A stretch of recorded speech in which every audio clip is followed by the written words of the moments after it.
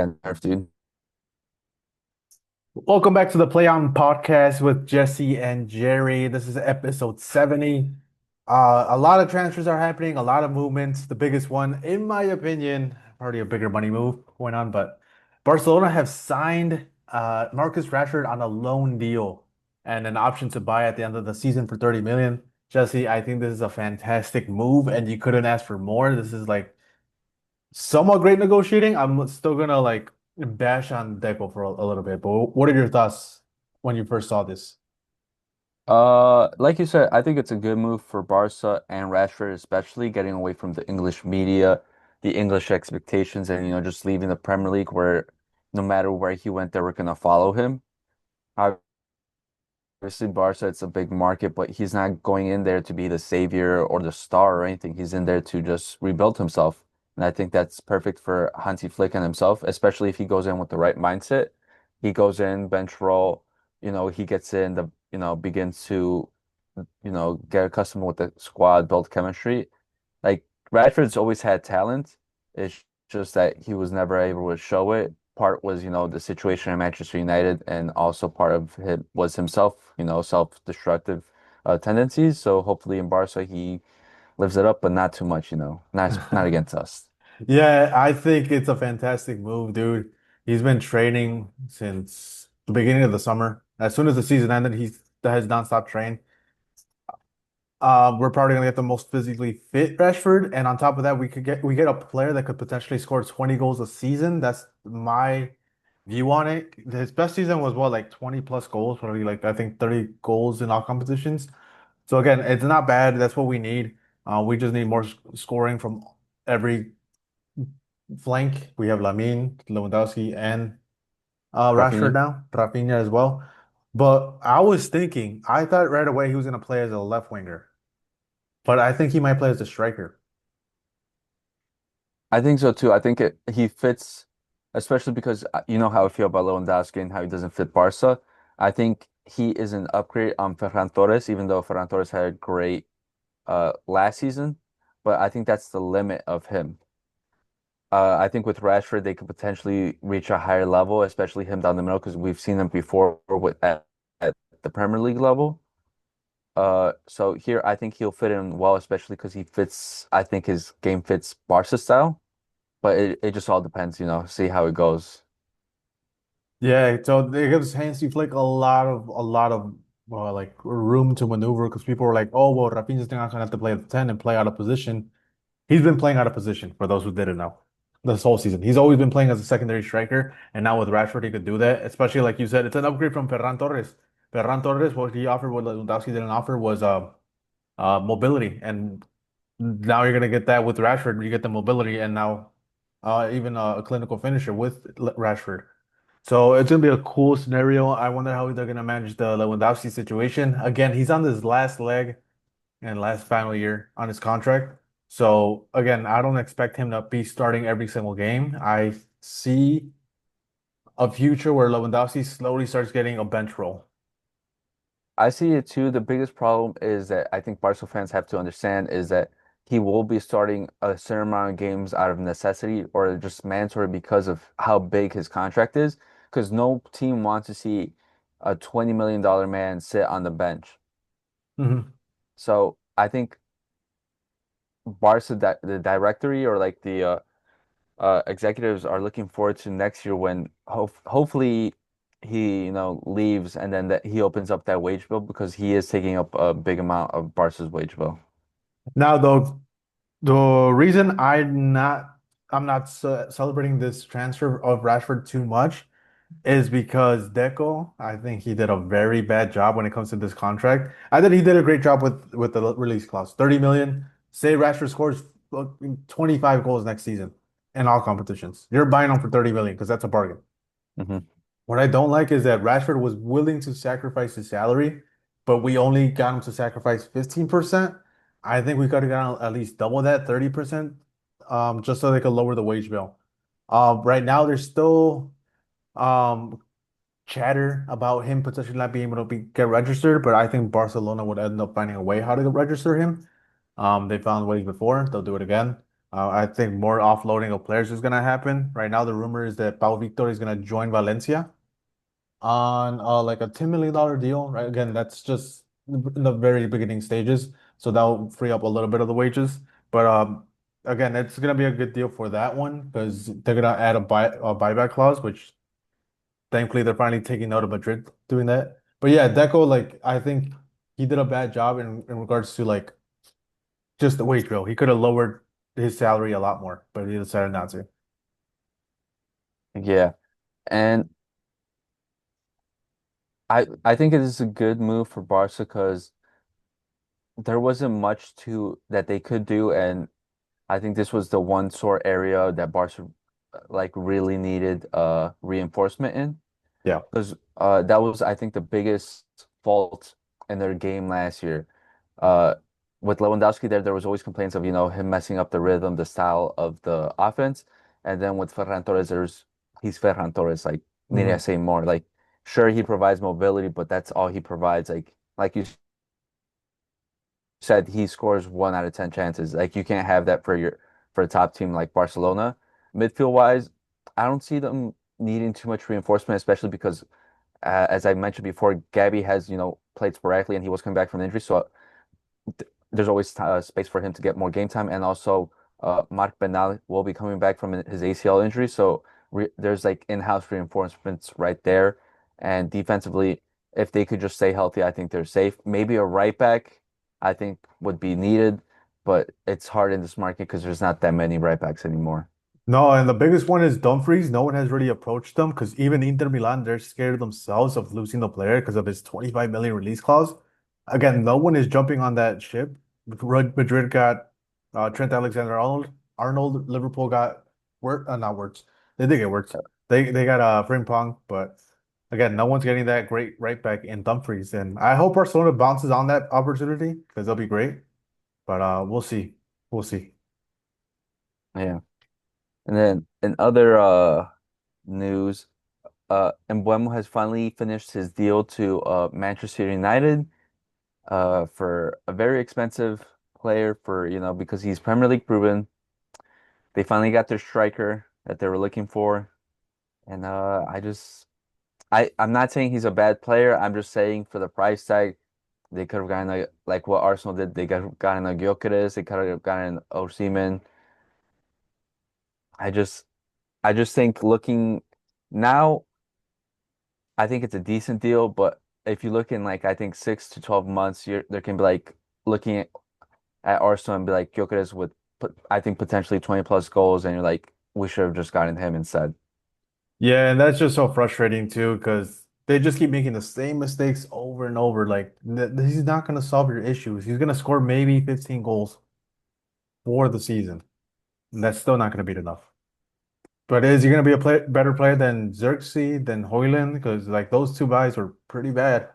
And now you're making another really bad buy, an expensive buy for a not a proven, I guess, Premier League proven, like you said, but not a proven world-class striker. Because when you think of 90 million, or how many was it? Like 70, 80? Yeah, it's around there. Depending on, the sources, it's like around that ballpark. So yeah, around that ballpark, you're expecting a world-class striker, but you're not gonna get that. You're gonna get a really good player. Again, we are both fans of Mbeumo, but for that price tag, no, I think he's not the main guy. So you're just gonna have to see Man U crumble. Let's see what happens next season. Maybe Amorim's job's already on the line because again, he has to win. I don't know. Again, everyone's familiar with speed. He's been streaming with Pogba this past weekend, and he even said it himself that because Rashford joined Barcelona, he said that they're losing a great striker because the coach wants to have his way and his way of playing. So it's either he starts winning or he's gonna get fired. So. Man U doesn't have a lot of wiggle room. That job is becoming less and less attractive. At least in the previous seasons, you had European football. Now you don't have anything. So let's see how the investors get because they are a publicly traded company, which is the most interesting part about all this. Well, I think the biggest problem that's making Man U less attractive is uh, the squad that they will inherit because it's just a mixture of former coaches as players that they've brought into for their system, and then they just get stuck there because they're on huge wage bills, and also they're big transfers, so they're just stuck there because they don't want to take a loss on them. But yet the current coach won't be able to make use of their talent because he wants to implement a different system. Hmm. And sometimes the players that went there for big transfers, like take example of Hoyland, he went there, but he wasn't ready for that level. So he's not worth that big transfer, and yet he's still there. And now looking at the Mbemu deal, Mbemu, he every time I have seen a Brentford match, I seen Mbemu, and he plays more of a winger than a striker. So that's very interesting for me because he drifts a lot to the right. It's very interesting to me why he's going to Man U as a striker when he's not that. Again, Man U is in need of a lot of depth in the squad. So winger is one of them. But now what are you going to do with your left wing? Because left wing is still kind of question mark because they got Nacho's not happy. Anthony, you don't know what's happening because he wants to go to Betis. They don't have a lot, Jesse. Yeah, and I think the biggest problem is Mbeumo, I think he really took off last year because of his partnership with Semedo, and he's no longer there. So now he's gonna have to build a new partnership with Cunha and hope for the best. But even though they've brought players that I think are have more quality into that squad's so barren that needs so much work. Because I'm still looking at that defense. I'm still looking at Onana, who has proven for 2 years straight that you know what that that Inter performance, it was like a once in a lifetime thing because he has not lived up to it at all.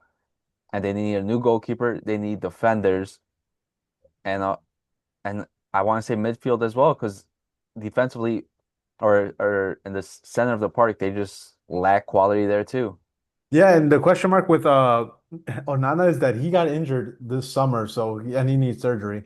So they can't sell him. So now you're gonna stuck with his wage bill and you're gonna have to buy another keeper like you just said.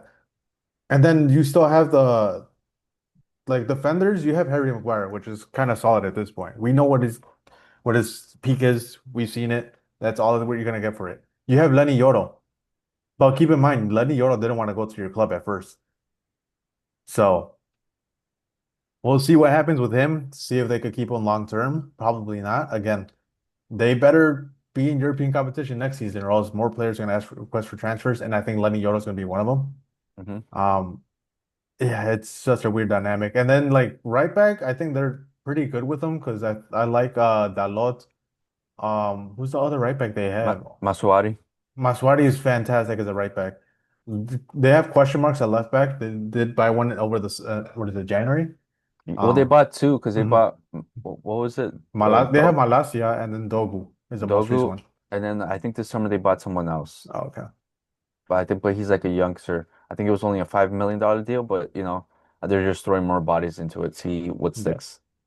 And then I don't really like their midfield. Like I like Ugarte, I like Bruno, but I think they're missing a third piece. Mason Mount is not that. Mason Mount is like looking to be in the back end of his career too. So I don't know what they're gonna do. Yeah, I just think overall in general, that Man U squad or situation just looks worse and worse, and it makes me question why Amorim was so in a hurry to go there because he dropped a fantastic situation at Sporting because he had Gyökeres, he had all this young talent, he had the team playing to his system how they wanted to.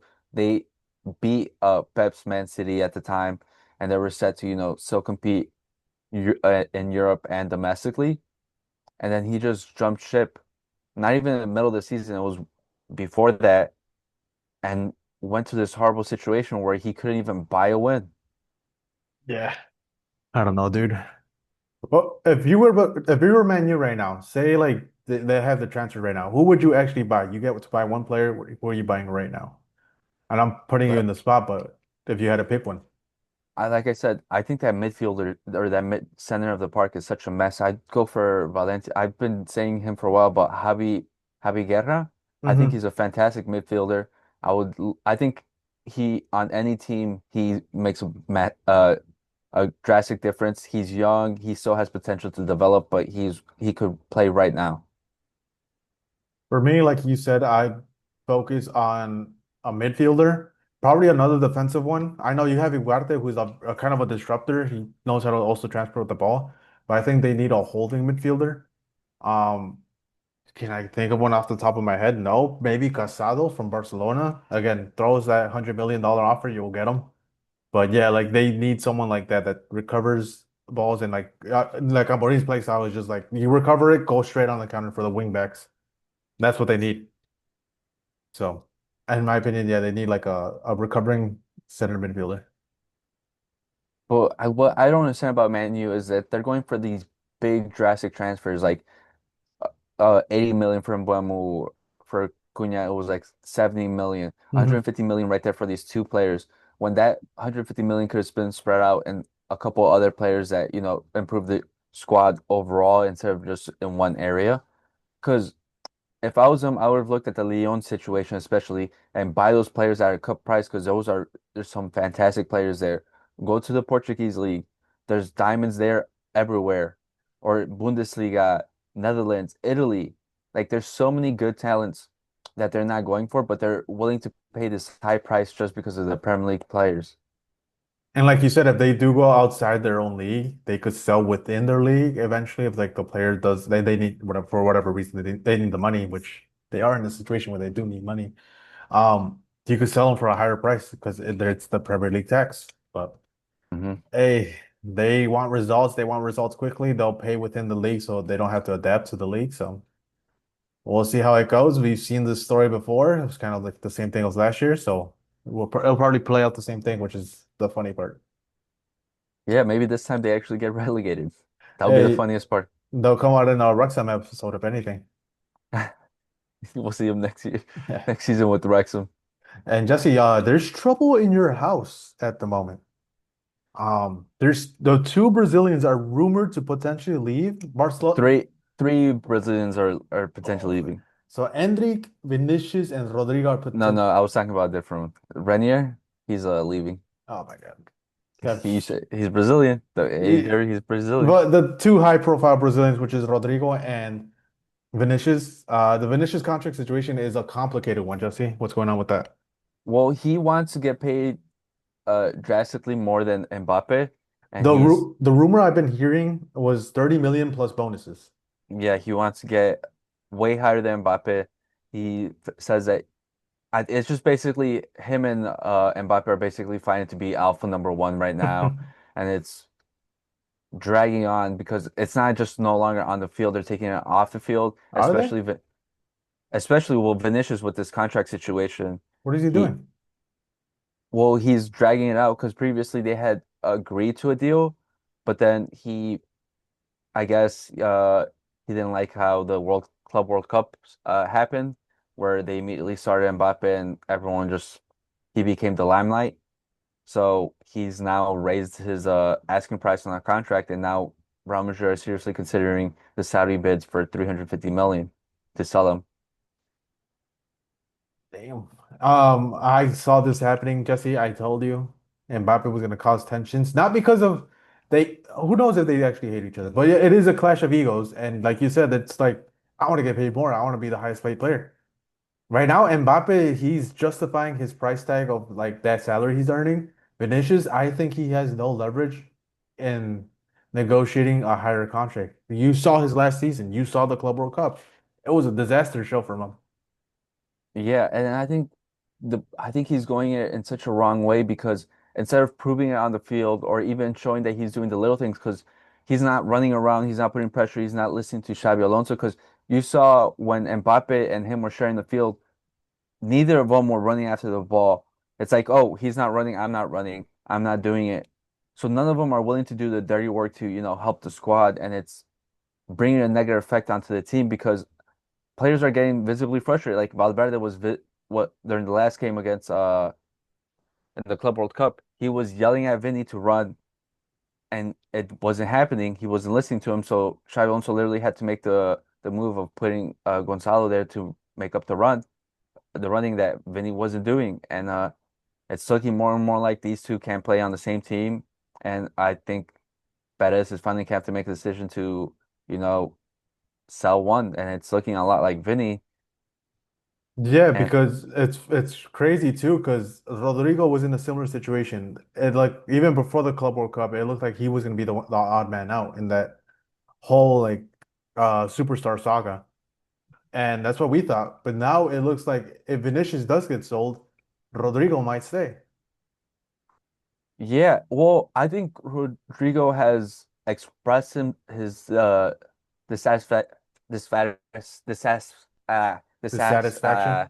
dissatisfaction with the situation, but he I think he's gotten in a better way because he's like, yeah, I want to compete, but I feel like I'm not getting a proper chance because whenever there's a substitute for any move during the game last season or last year, I was the first one out. I was the substitution that they would do, and they just you know, even though it wasn't necessarily my fault. And plus, I've been playing out of position, and I've been out of the three, I would be the one doing the all the running to make up for it. And so I'm like, that's fair because it's exactly what happened. And he wants to play on his left wing, on the left wing, because he's that's his preferred spot. And throughout the whole situation, even though he was getting iced out of the squad, he was still publicly and privately saying, I love Real Madrid and I want to stay here and I want to fight for my spot and I want to show Xavi Alonso that. So he's going around about like, of, trying to stay and make a good situation out of it. So I think out of the two, it would make sense to, sell Vini and keep Rodrigo. But if you do sell Vini, it brings back to the situation that Barca had where everyone knows you have all this money, so they're gonna upcharge you like crazy and just you might have all that money, but they're gonna try to take it all. Yeah. So it's going to be an interesting situation. Again, Vinicius linked to Saudi. Rodrigo's linked right now to Liverpool is the main team and Chelsea, but Barcelona for some reason his name's being thrown in there. Again, I don't even see that happening. As much as I would love Rodrigo, I don't see it happening because one, we just got Rashford, and two, it's gonna be like 100 million release clause, or even more, just because it's a direct rival. Maybe the 100 million is the price for Liverpool, but it's sad to see. Maybe in the future, Rodrigo would go to Barcelona. But yeah, I think, and I've always said it, it's a hot take too. I prefer Rodrigo over Vinicius because I think Rodrigo is a more efficient player, goes direct. He reminds me of Messi in that regards. Um, but honestly, Jesse.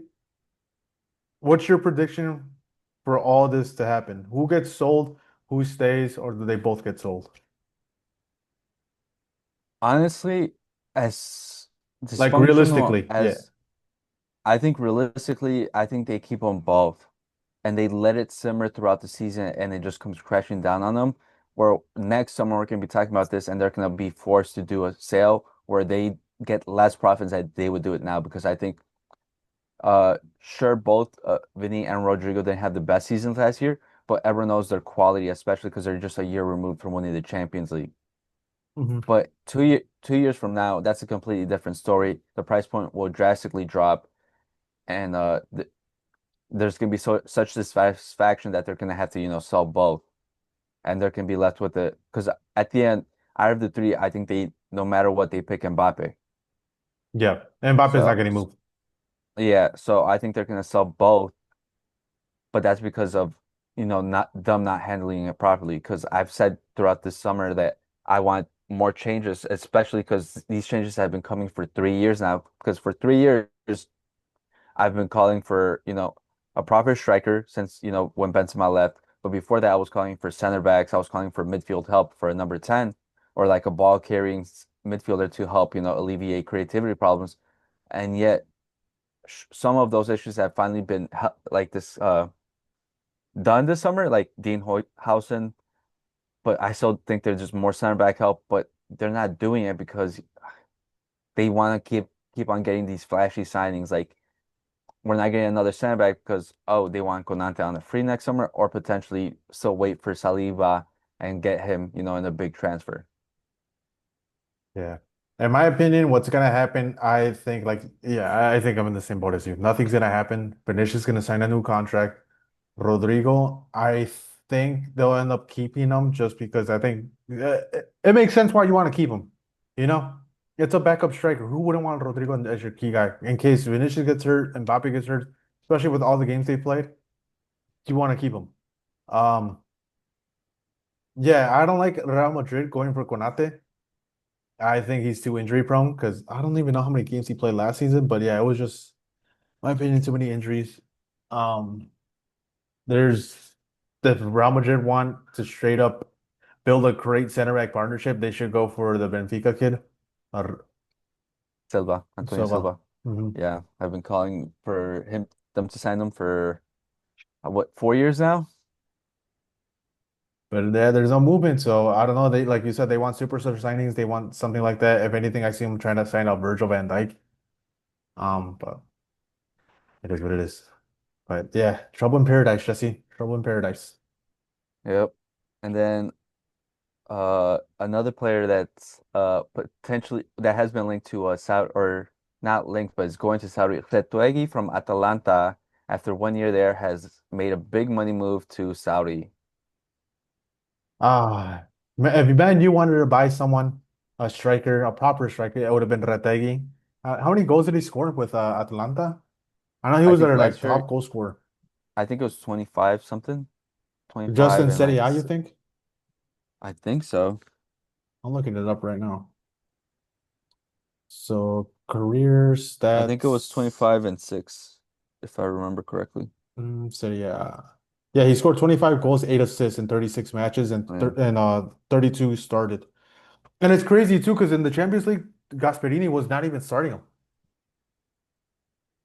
So that's a proper striker. Again, a young striker. What is going on with Italian players, Jesse, that they're just leaving as soon as they get good?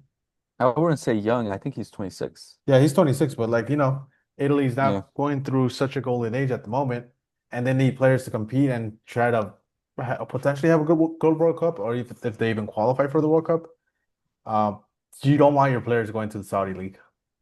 I think just financially, their Serie A has just crumbled because previously in the golden age of Serie A, we would see them be the ones, high price transfers and bring them in.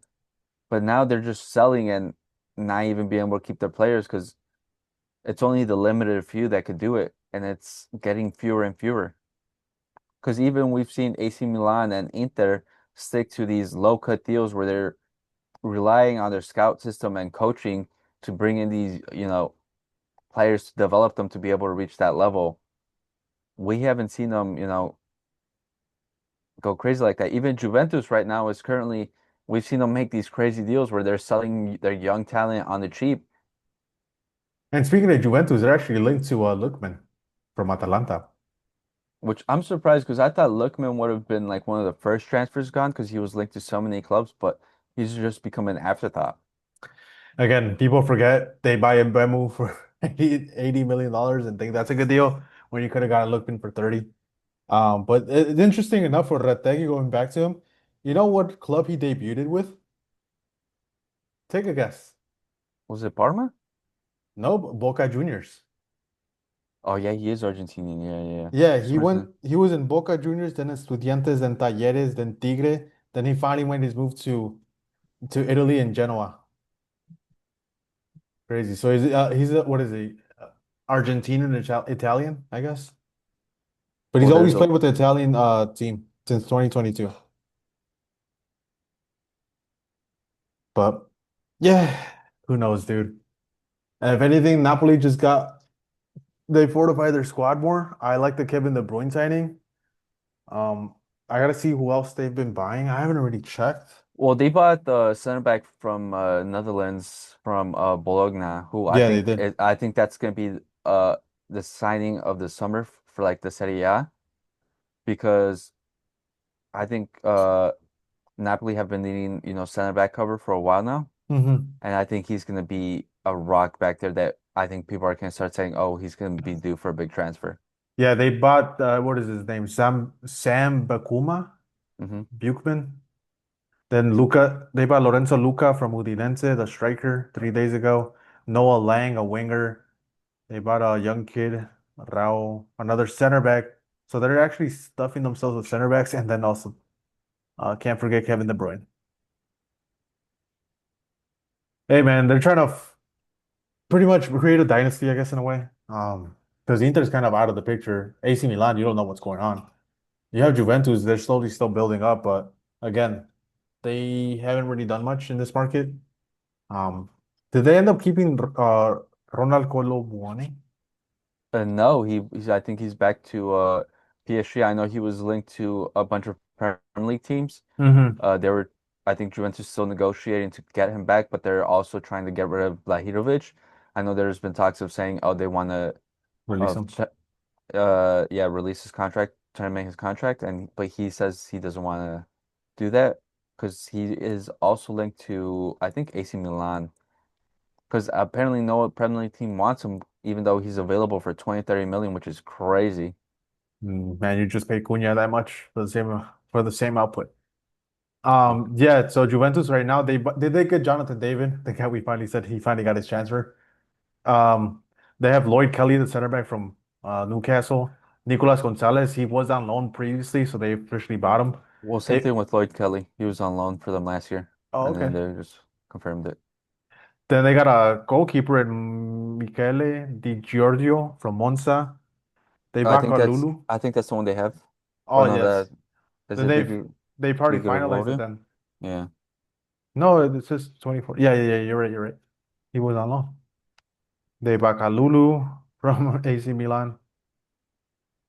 And yeah, that's all I see right now.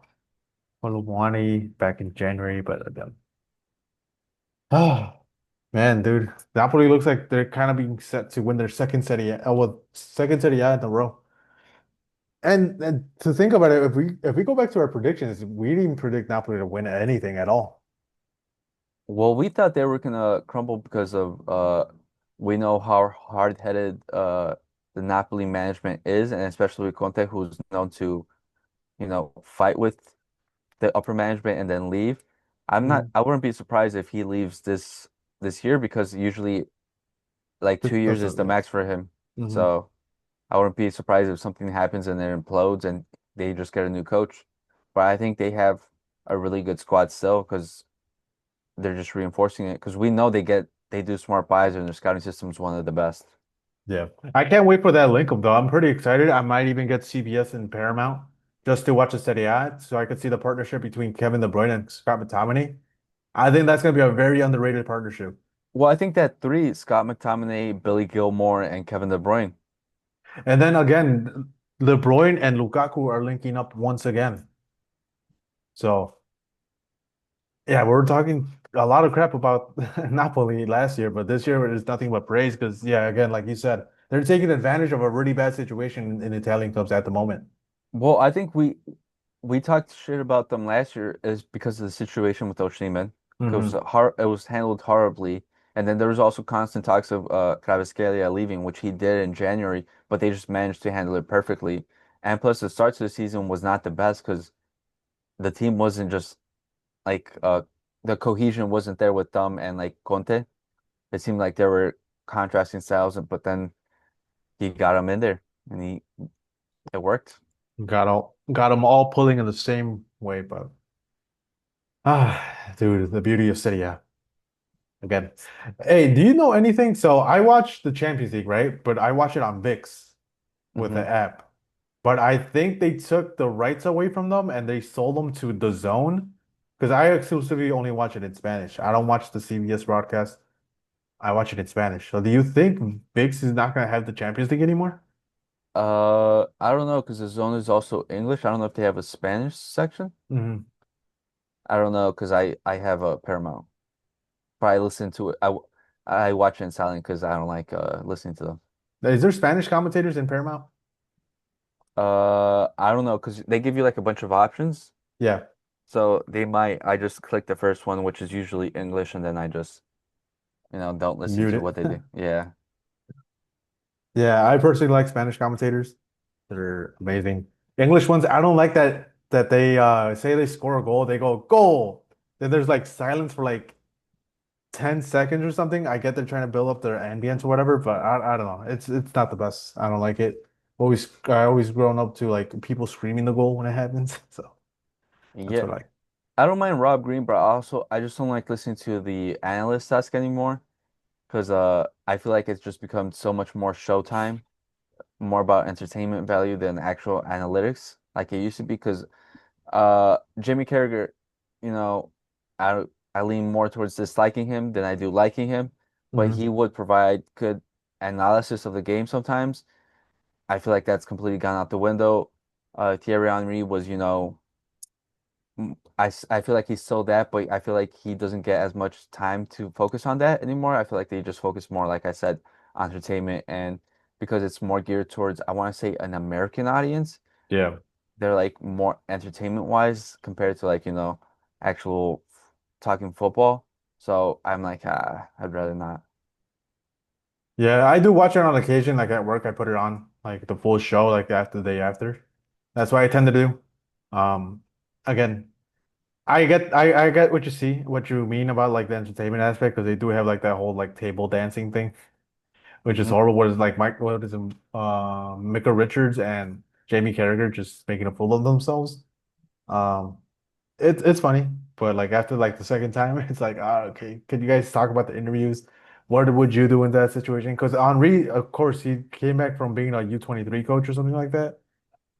Do you want to get his input? And even Micah Richards, whatever he could input, and same thing with Carragher. Like at one point, he was a fantastic player. You want to get his input and see what they do. Because I don't know if you listen to the podcast with was it Carragher, um, Gary Neville. You just said two names that sound super annoying to me. I listen to their podcast on occasion, and whenever they do tell their stories about football, it's like I just sit down and listen. That's what I want more of. Yeah. Plus, also, I just sometimes just watch it when because they're so Premier League biased. Sometimes I'll just hate watch them to see the reaction after they lose, their overreactions and things like that. Because my one of my favorite clips is the one of the one where Real Madrid had to come back against Liverpool, the 5-2. And I remember who was this? Schmeichel said, "Oh, Courtois is the best goalie in the world," and Hmm. then Carragher was talking trash because of the mistake Courtois made, and then just for Allison to do the exact same thing, and then the goals kept on coming, and it was great. One of the best clips of all time. Hey, it's that bias, dude. You can't get them away from Liverpool. Jesse, Liverpool has had, in some people's words, the best transfer of the summer so far. They have won the hearts of many. They're claiming that it's one of the best transfer markets out there. They recently signed Hugo Etikite. That's his name. Mm. Um, do you think they had the best summer? I think this summer, yeah, I know some people have said that this is the GOAT summer transfer window, which it's not even close because Real Madrid 2009 was crazy. If I don't know if people forgot about that, Cristiano Ronaldo, Xabi Alonso, Kaká, it's hard to top that. But I think yeah, Liverpool have done well for this summer. Trent's gone. I think they've got a great replacement in Frimpong. Gurkis is a great replacement for Robertson because Robertson just doesn't look like he's physically able to be the player that he was. Wirtz, like we've said previously, we rave about him. He's a great player. We're not sure about how he fits into there, but I think eventually makes it work. Etekite, I think this one's a little rough. He is a big transfer. He did really good in the Bundesliga last year with Frankfurt, especially after Marmoush left. Again, I don't know how this is working out because how are you going to line up those three? Is Wirtz going to be playing off the left wing now? Is that Tikita can be a striker like that? Because I don't think Wirtz is a left winger per se. I don't think that's his best position. And at Tikita, it's not enough for me to this pet just one season isn't enough for me to say he's worth like the 90 million that they bought him for. I Yeah, think he has quality, but it's that's a a lot very of money. steep price. It's a very steep price for a player that has. He had a good season. Again, you want to see how he replicates it and how he does the next season. Do you think he's going to do it at Liverpool? Who knows? Because I think they're doing another mistake, what they usually do. So they brought Darwin Núñez to be a striker. He clearly is not a striker. He's more of a left winger. Same thing with Cody Gakpo. They brought him as a striker, but he's not a striker. He's more of a winger. Etiquite falls in the same boat. He's not a striker. He's more of a winger, in my opinion. Hmm. Do I like the player? Yes, I do. I think he's fantastic. He's very promising. What I think they'll do is play Wirtz as a false nine, or even Salah as a false nine. One of those two. and put the other one on the wing, and they'll play Etiquita as a left winger. But it's very interesting that they do that because Cody Gakpo has had a great season last year. So interesting scenario. I like the buy if it was a little bit less, not 90, but I can see it. They're buying it for the potential, so you can't put it past them. And I just wonder how much money do they have? Because a lot of sales have not been going through. Like Trent left on the free. Yeah, because I think sure eventually I think Darwin Núñez obviously leaves because I think he's just been phased out. But I think eventually I think Wirtz is actually gonna have to move to midfield because they still have Luis Diaz there and Cody Gakpo, like you said, on that wing. And also Harvey Elliott, who was supposed to leave, is still in the club. So Yeah. I wonder how that works out. But so I was doing some research on this because I want to see how are they not being flagged by Financial Fair Play or any other club, Premier League club especially because they spend money like they have a endless amount, especially like Chelsea because again I think this summer they spent like 200 million or something like that, but Liverpool has like 300 million. Apparently, they go about the deficit for the last three transfer windows. So they accumulate that. And what Liverpool did is, if you remember last year, they didn't buy anyone. They just bought Deli for like 40 million. And so with that and this transfer window, I think they're barely like breaking even. So they could still go in a deficit because in their financial fair play rules, they could go up to 100 million in the deficit and still be okay. Or that's where they draw the line. So they could still technically make another big transfer. But while us in La Liga, we can't do that. Yeah, we can. Again, it's the part of the TV deal. I think eighth place or 10th place in La Liga in the Premier League gets like 180 million, almost 200 million. That's pretty much more than the first place in La Liga. So shout out to Tebas, whoever made the TV deal. It's not the best deal. I do love it that it's on the ESPN Plus, and don't get me wrong, but they're not getting what they should be getting. Um, but yeah, Liverpool, it's an interesting summer. Very, very busy. I didn't expect them to be that busy. But yeah, I gotta see a couple of people leave, like the main one being Darwin Nunez and Luis Diaz. Darwin Nunez, I haven't seen too much movement in the market, but I have seen a lot of movement for Luis Diaz to Bayern Munich. I seen it seems like they came in agreement when it comes to personal terms, but it's like that price tag that Liverpool wants. I think they're trying Hmm. to, I think at least get 100 million off of them, which I think at this point Bayern's gonna have to end up paying because they can't really get any transfers at the moment. Yeah, Bayern doesn't have the same draw it's used to. It's Hmm. falling down a lot because a lot of players have been rejecting Bayern, which is surprising because before I felt like everyone was going there and everyone was competing against Bayern to, and they weren't losing players, especially from Germany, but now they are. So it's becoming tough. Yeah, so we'll see what happens. Again, Liverpool, I think it's a good overhaul. In a way, I did like that Arne Slot didn't buy players last year other than the goalkeeper. Just because again you could build off of what you already have. Clearly, it was enough because they became champions. Hmm. And then you could just build more right now. You saw what these guys are capable of. There's limitations to some players. That's why you're getting these other new players. So And and plus I like that he's not saying so because some people would be like, oh, he won the title last year, so he doesn't need a lot of changes. But he's realized that Man City was having one of their worst seasons, and this summer they've, reinvigorated the squad with Cherki, who like we said, he's a stupendous talent that might be one of the best in the world. Reiner, who I think is really great. Uh, they're really like filling out the squad again and then they're starting to look dangerous again. And then Arsenal, I gotta again mention them because they did get Gyökeres, who I think is one of the best strikers in the world. did that end up being confirmed, or they're still working on it? Gyökeres is being held up because he is suing Sporting. Oh God. Well, I think he's being sued, or they're like he's I think Sporting's suing him, or they're suing. It's like someone's getting sued because I think Sporting was upset with the way him and his agents handled it because Yeah. if you remember towards the end they're ba practically forcing him to move. They're saying that he wasn't going to stay. So I know that's the hold up in the deal right now, but everything else has pretty much been agreed. Mhm. So if anything, Arsenal might have to pay like a little bit more just to like ease Sporting's pain of losing Gyökeres. But it still probably can be cheaper than Buemo, so still a great deal. Yep. Good old Mbemo. Again, nothing towards the player, but it's just the horrible negotiating by Manchester United. Speaking of horrible negotiations, Jesse, the club you hate because they lost you a bet. I'm trying to find the share screen. Are in turmoil again, or in hot waters.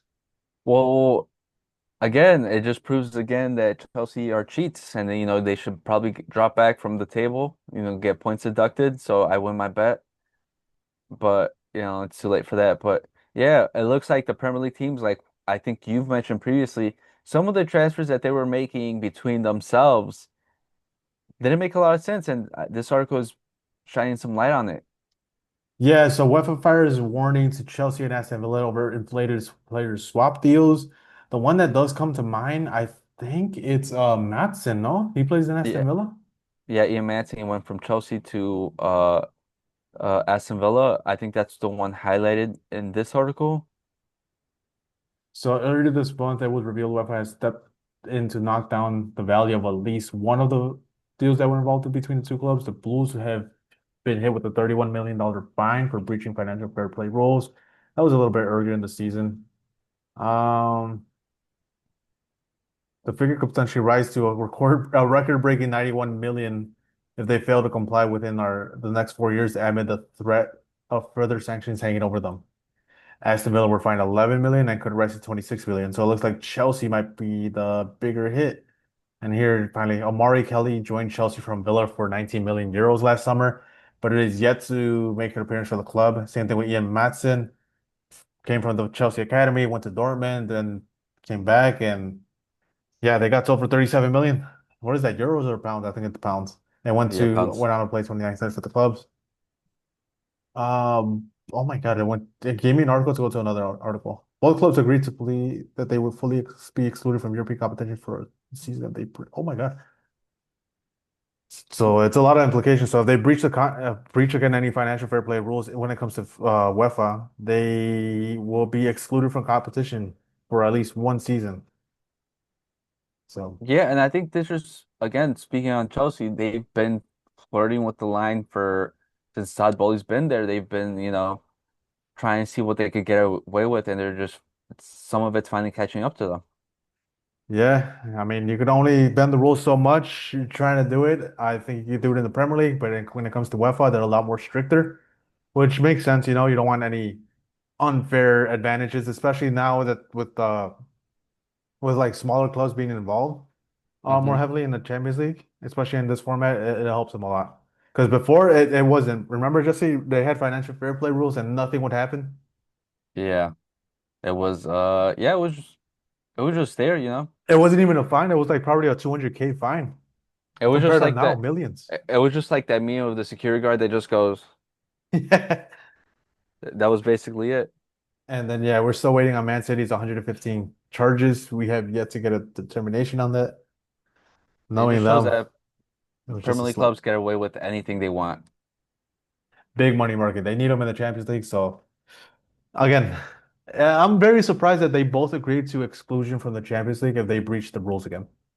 Which I think now they'll be more strict and won't inflate the values of their players anymore. Yeah, I just think it just shows that they probably figured some other way that they could go about it. Yeah. And then they'll get in trouble for that and get banned. Yeah, So hopefully. hopefully, can't cheat. But before we end the episode, we have another immaculate footy. We're trying to go 9 for 9. Did we get one? No, right? No, yeah, we got Yeah, one we nine for we nine. got one. I think that was 2 weeks ago. I don't know if that was last week. Great. And now we're gonna go again. Top row. No, top columns are PSG, Champions League goal, and Argentina. Then on the rows, we have Valencia, AC Milan, Villarreal. Jesse, do you have anyone in mind for any of these? Top one, Valencia, PSG, Carlos Soler. Oh, good one. Carlos Soler. Valencia, Champions League goal. Why is my thought David saying Villa? David Villa? That's what I was thinking. Oh, so yeah, I was like David Villa. That's But is this a trick? uh Is this a trick, Jesse? Oh, thank God. okay, thank God, thank God, thank God. Um, Argentina. Valencia. Why? Oh, Garay. Oh And yeah. Ezekiel Garay.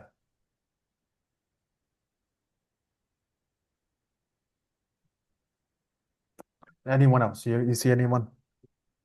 PSG, AC Milan, you got Thiago Silva, you got Zlatan, Donnarumma. Give me an underrated one. Did Maxwell play for AC Milan? I know he was also a nomad. He played a lot, but who would you think we would get more points for? Alex, didn't Alex play for AC Milan? Alex what? The center back, the Brazilian one? I think I've mentioned him before. Do you know his full name? Because we're gonna need the full No, name. no, no, no, no. So we'll go with other ones. We'll go with Thiago Silva. Yeah, I think so. Probably underrated as well. 12. Yeah, that's a good one. AC Milan. Um, Pato, yeah, my boy, dude. Alexander Pato, fantastic. AC Milan, Argentina, Crespo, Yep, that's who I was Hernan. thinking of. Okay, now this one's a tough one. Villarreal, PSG. Uh, I could do Villarreal, Argentina. It's what is it called? Boy? Yep, one point.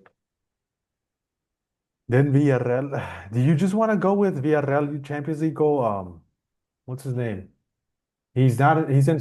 No, he's not in Sevilla. Is he in Sevilla? No, he used to play for Valencia. The defensive middle. He's very slow. And they've always made him slow in FIFA's. Are He's Spanish. Oh my God, I can't think of it. are you thinking Parejo? Yeah. No, is it Parejo? He played for both, I know that. But I don't know if he scored a UCL goal. Is it Daniel Parejo? He's Spanish, he is CM. I don't know if he scored a goal in the Champions Yeah, League. okay, that's what I'm thinking of. Okay, I was just making sure. Yeah, yeah, because I remember when they made a run with Unai Emery.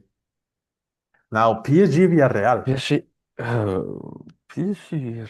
It's got to be a Spanish player, right? Or are you thinking of French? Coquelin? No, right? I don't think he went to PSG. Kondogbia? No, did Yes, he? yeah, yeah, I'm pretty sure he did. Yeah, that's what I kept on thinking. I'm like, did he?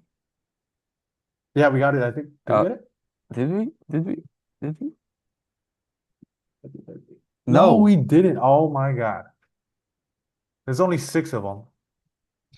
Oh, Aurier, Areola, Los Cels. Rosales, Bernat. Oh, Dude, I was Gonzalo gonna say Quet. Guedes too, but I forgot he. I didn't know he played for Villarreal. I was like, oh, dude, he played for Valencia. Oh, that's so annoying. Areola was probably the one that was sticking out like a sore thumb. Oh, Oh bro. my I thought God. Kondogbia played for it. I could have I sworn. get. I don't think he played for PSG then. Did he? Oh, that's so annoying. Oh, he played for Marseille, Monaco, Inter Milan, Valencia, Marseille. Oh no, Oh, Sevilla. He didn't play for either. damn. We snoozed. Lo Celso, really? He played for PSG? Yeah, when you said Argentina, that's what I like thought of. But then I'm like, for some reason, I'm like, no, I don't think he played for PSG. In 2016. Damn, he from Argentina, he went to PSG instantly. Because I Oh, remember him at Betis, I remember him at Tottenham. that's so annoying. That's Interesting. so annoying. Then Serge Aurier, when the hell did he? Oh, my whole tab went away. But when did he play? Yeah, because he went from I know he was at Tottenham at one PSG. point. He went from PSG to Spurs, yeah, and then from there. He was only at Villarreal for one season, and he only made 19 appearances, I think. Yeah, tough. Because yeah, look at this. I forgot about him. Like everything surrounding him is streaming. Not that.